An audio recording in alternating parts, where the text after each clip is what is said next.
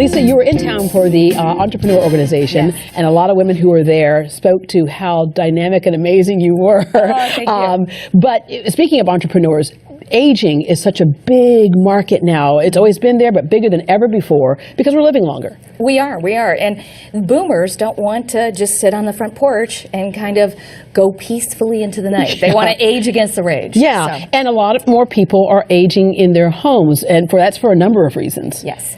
Well, part of it is cost, but part of it is people are no longer displacing themselves to a Florida or an Arizona or such. They want to see their families grow up. Yeah. And travel is more independent. So, 90% of seniors or baby boomers want to age in home in their place. So 90%, that's a lot. My mom, I had to move her into a retirement facility because I was concerned about her safety, and she wasn't close to me. She was in San Antonio. But one of the things that we were concerned about was how she would make that transition. That's the other reason why a lot of folks will want to stay at home, because it is home. It is home. That's one of the things that we're finding out is that no matter what, and my firm designs for the nicest places out there.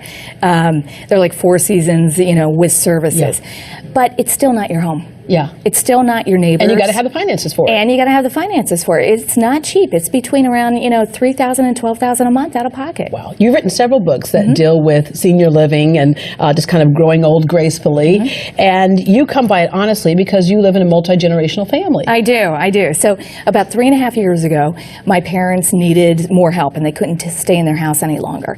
And one, we didn't have the finances to do it. The places that I wanted to put them in, we couldn't afford. I have 2 kids in college, which a lot of people are in that sandwich generation. Yeah, I am. And plus, I didn't want to go. Quite frankly, they didn't feel they were old. Yeah. So we moved them into our house and my 94-year-old grandmother who has Alzheimer's, and we've been doing this social experiment, and then I get to experiment on all the best products out there and test them out and then see how I can help other people. Yeah, all right. Speaking of those products, this right here, a telephone. It right? is. But something different here that makes the use of this telephone easier, especially when you have dexterity issues. It is. So one of the great things about this is that the buttons are really large, and then they have a photo on them. So you don't have to worry about, was it John Jr. or John Sr. that I'm trying to call and I'm moving through it. You can just press on the button. So it makes it very easy and convenient. And if you have any kind of eyesight problems, which a lot of people do as you age, maybe macular degeneration or yellowing of the cornea or whatever that's going on, bifocals, this is really helpful. Yeah, all right. My mom can just put like a picture of Halle Berry on there. She'll know That's exactly who she's right. calling. Tyra Banks, Right, there you go. All right. What's this right here? This is a day clock. So one of the things that we noticed was that my grandmother would get agitated because she didn't know that it was 7 o'clock in the morning versus 7 o'clock at night. In fact, my mom just called me and she said, "What time is it?" Did she? Yeah, Yes. yeah. So, you get asked, and she didn't know what season it was, and she didn't know, some other things, what day it was. And also you do, even without Alzheimer's, you lose track of time when you don't have that job, that routine That's exactly that you get right. up and go to. I think we confuse the idea that some of it is just memory loss, some of it is just out of a strict routine. So you're 100% right. Yeah. So this will tell you what day it is, what season it is, whether it's evening or morning or afternoon, and the time. And it makes it so simple, and then she doesn't get agitated or agitate us. Yeah, it's what the newspaper used to do. They get the newspaper, they would open it up and go, "Oh yeah, today That's is exactly so-and-so," right. That's exactly All right. right. We certainly know that pet therapy works. We know a lot of retirement centers will bring in pets. Oh, most definitely. And a lot of seniors will miss their pets because they can't take care of them. This one you can take care of. This one is brilliant. So you don't have to take it out. You don't have to feed it.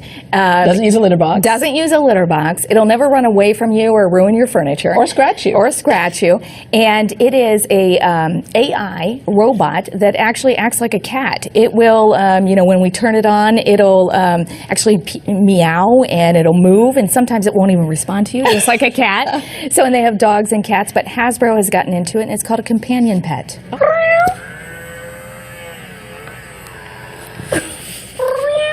All right, there you go. I should give you a treat. All right, what do we have next? Here, this is a table that you would put on your nightstand. And the nice thing about it is that it lights up. It's LED. It has a couple different light levels. And then it's an anti-skid. So when you're going for your cup of coffee or your water or your glasses in the middle of the night. Medication, all that stuff. Medication, it's amber. It's not going to keep you awake, but it's going to help you be safe and, get through the night. Yeah. Because at least for me, and as we age, you have to get up a little bit more. Yeah. All right, so it's a little different than the... Yes, exactly. Exactly. Just touch it and it lights up for you. All right, what else?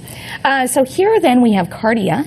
So the Cardiac Health is a really neat little thing. It is a FDA-approved EKG machine. Oh. So all you do is put your fingers on it, you get an EKG, and it tells you whether maybe you have some heart issues or not, and that can be sent to your cardiologist or your doctor, but it lets you know, and then it'll predict about 5 days ahead of schedule if you're possibly going to have an incident, stroke or heart attack. Yeah, all right. That could save a life right there. Right. The earbuds, we certainly know a lot of folks when they get older, it's just a fact of life, you have some hearing issues. Yeah, these are fantastic. What I find is a lot of people don't want to spend $4,000 on hearing aids, so they're usually about $2,000 a piece, but when they're in a restaurant, they can't hear as well. Like I have because of all the background noise. Exactly right. So in the ones that are out there right now are noise canceling. Well, I want to cancel the rest of the noise. I don't want to cancel you and I talking. So these will cancel the rest of the noise, but not us. They also hook directly to a TV.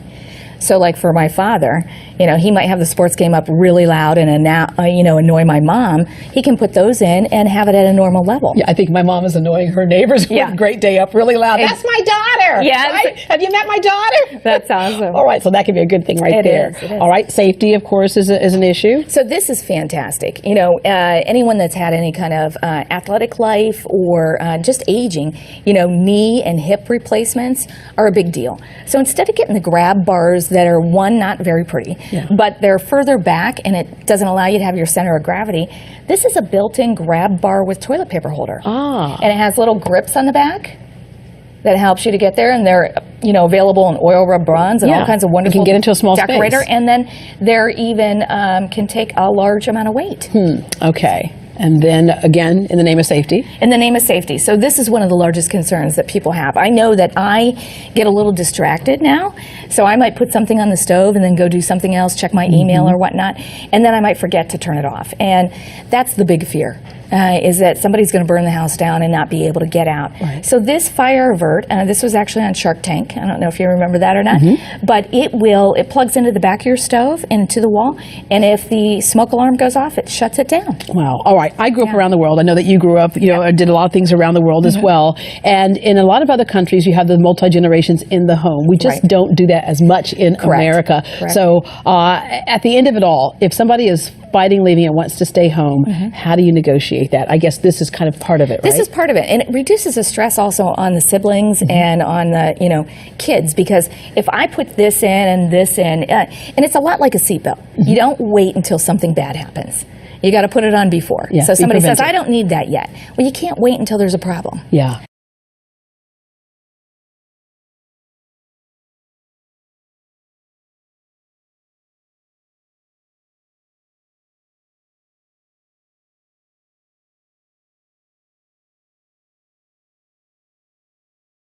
You have to, and all this technology should just be, kind of silent and passive, and then there when you need it. Yeah, and you can leave someone in their home longer. They may have to eventually go to a facility, but at least you kind of shorten that time span, and then you save the money. That's exactly right. I mean, if you can reduce, having the stress about turning off the stove or a fire. Or falling. Falling, yes, exactly. Someone can hear you and communicate, which the connection, you start to disconnect when you can't hear well.